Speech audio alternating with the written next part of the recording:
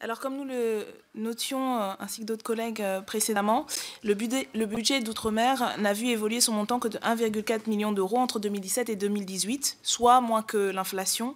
On ne peut donc pas dire qu'il y a une augmentation satisfaisante.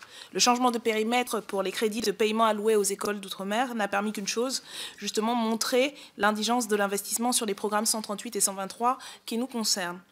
En détail, sur le programme 123, le gouvernement a baissé de moins 54 millions d'euros pour les collectivités territoriales, moins 3 millions pour le logement, moins 2 millions pour le sanitaire, social, culture, jeunesse et sport. Les seules augmentations sensibles.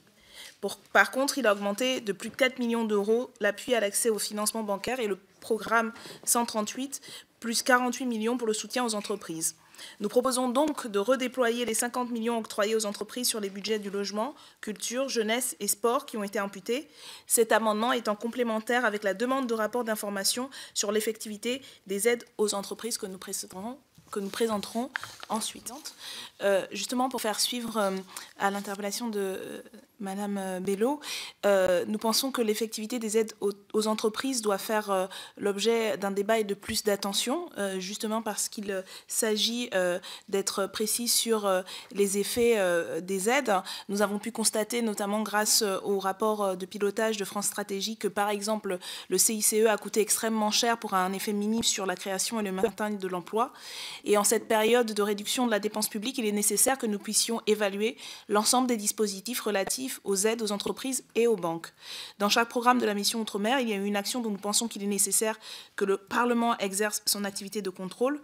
Nous souhaitons donc qu'il y ait un rapport d'information sur les résultats concrets et l'effectivité réelle des aides aux entreprises Outre-mer, en particulier les fonds alloués au titre de l'action 01, soutien aux entreprises, du programme 138 et de l'action 09.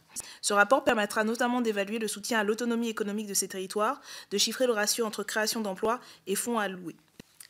Alors, en Outre-mer, une très grande partie de la population est uniquement créolophone. Ce rapport particulier à une langue natale, qui n'est pas la langue officielle, doit nous questionner dans notre rapport au fonctionnement de l'éducation nationale. Le rapport même à la langue laisse parfois apparaître des substances de relations d'un passé peu glorieux. Cette situation de coexistence de deux langues qui entrent en confrontation et appelée dyglossie est identifiée comme une cause de fort décrochage scolaire et de présence forte de l'illettrisme. C'est la première raison pour laquelle nous estimons qu'il faut revoir ce fonctionnement, appuyé sur des études réalisées dans des zones connaissant des situations similaires que nous tenons à votre disposition. Par ailleurs, nous assumons que reconnaître la spécificité des territoires ultramarins, les langues régionales d'outre-mer doivent pouvoir être enseignées de façon large et accessible pour l'ensemble de celles et ceux qui en font la demande dans leur cursus. C'est ce que nous avons défendu notamment dans notre campagne et le livret sur ce sujet de l'outre-mer. Il serait donc opportun, selon nous, de pouvoir évaluer la pertinence d'un changement de cap dans la relation au patrimoine linguistique et culturel des outre-mer au sein de l'éducation nationale. C'est ce à quoi s'attache notre demande dans cet amendement. Merci.